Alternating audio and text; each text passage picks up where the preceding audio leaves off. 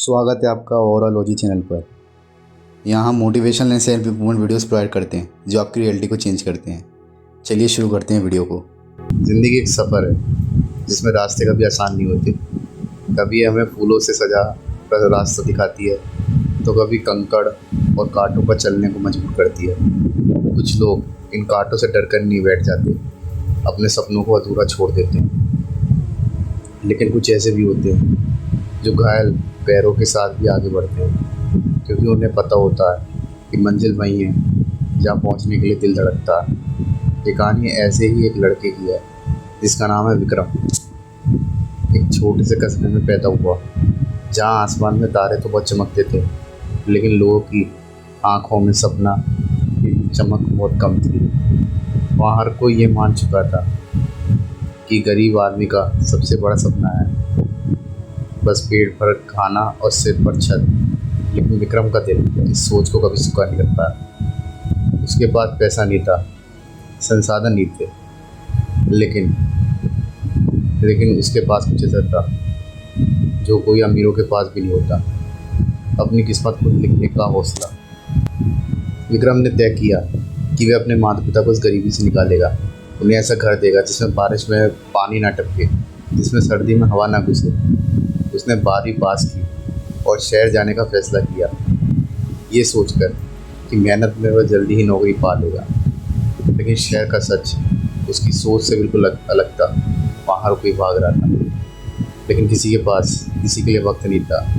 नौकरी के लिए दिए हर इंटरव्यू के बाद वही ठंडा जवाब मिलता, हम आपको कॉल करेंगे, और फिर कोई कॉल नहीं आता। कुछ ही हफ्तों में उसकी जेब खाली हो गई। जो किराए का कमरा उसने लिया था उसे छोड़ना पड़ा। दिन में इधर उधर भटकना और रात में बस स्टॉप की बेंच पर सोना उसकी दिनचर्या बन गई। ठंड उसकी हड्डियों में उतरती जा रही थी, भूख उसके पेट में दर्द की तरह चुभ रही थी, और अकेलापन उसकी आत्मा को खा रहा था। कई बार उसने सोचा शायद उसने गलती कर दी, शायद उसका सपना सिर्फ एक ख्याल था जो कभी पूरा नहीं होगा। लेकिन कहते हैं ना, जब सब कुछ खत्म लगता है तभी एक छोटी सी किरण सबसे ज़्यादा चमकती है। विक्रम की ज़िंदगी में एक ऐसी ही किरण आई जिसने उसे सिखाया सबसे गहरी मिट्टी में दबा बीज ही सबसे मजबूत पेड़ बनता है। ये कहानी उस सफ़र की है, निराशा से उम्मीद तक, ठोकरों से जीत तक, और अंधेरे से रोशनी तक। अंधेरे के बाहर सिर्फ एक कहानी नहीं, बल्कि एक याद दिलाने वाला आईना जो कहता है कि चाहे हालात कितने भी बुरे हों, अगर कदम रुके नहीं। मन छोटे से कस्बे में हुआ था जहाँ लोग अपनी ज़िंदगी के दायरे से बाहर सोचना भी गुनाह समझते थे। वहाँ ना बड़े सपनों की बातें होती थी, न किसी को उम्मीद थी कि उनकी ज़िंदगी कभी बदलेगी। विक्रम के पिता रिक्शा चलाते थे और माँ लोगों के घर बर्तन धोकर घर का खर्चा चलाती थी। बचपन से ही उसने अपने घर में तंगहाली देखी थी। बरसात में छत से टपकता पानी, सर्दियों में घुसती ठंडी हवा, और गर्मियों में तवे की तरह तपता कमरा। इन सब के बावजूद विक्रम के भीतर के एक अजीब सी आग थी, एक चाह अपने हालात बदलने की। वे अक्सर रात को छत पर लेटकर तारों को देखकर सोचता, एक दिन मैं इन तारों से इतना ऊंचा जाऊंगा। 12वीं पास करते ही उसने ठान लिया कि वे शहर जाएगा। माँ की आंखों में चिंता थी, लेकिन उन्होंने बेटे के माथे पर हाथ रखकर आशीर्वाद दिया। शहर पहुंचने के बाद विक्रम ने हर जगह नौकरी के लिए आवेदन किया। सुबह सुबह अखबार से विज्ञापन देखता, पैदल मीलों चलता, और दोपहर में धूप में पसीने से भीग कर इंटरव्यू देता। लेकिन हर बार वही जवाब मिलता, हम आपको कॉल करेंगे, और कोई कॉल नहीं आता। कुछ हफ्तों में उसकी जेब खाली हो गई। किराए का कमरा छोड़कर उसे बस स्टॉप पर रात बितानी पड़ी।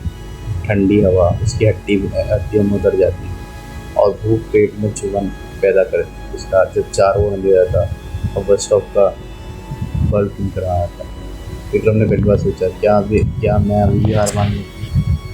ठंडी हवा में बैठे बैठे वह अपने ख्यालों में खोया था।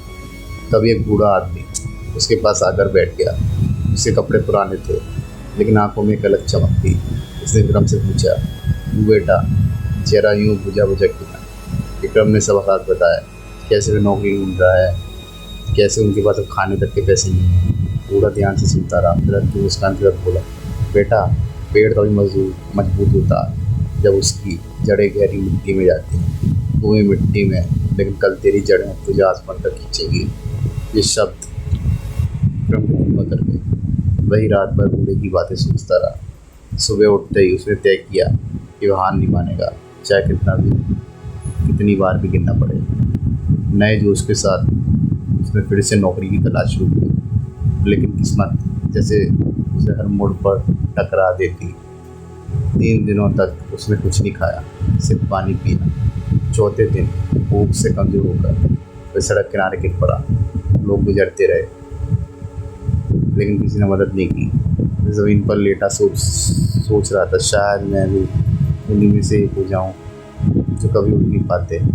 लेकिन उसके भीतर कहीं एक छोटी सी आवाज़ कह रही थी, वो अभी ख़त्म नहीं हुआ। अगली सुबह एक मीना वहाँ से गुजरी। उसने विक्रम को देखा और बिना कुछ पूछे अपने थैले से गर्म पराठे और चाय निकाल कर उसके सामने रख दी।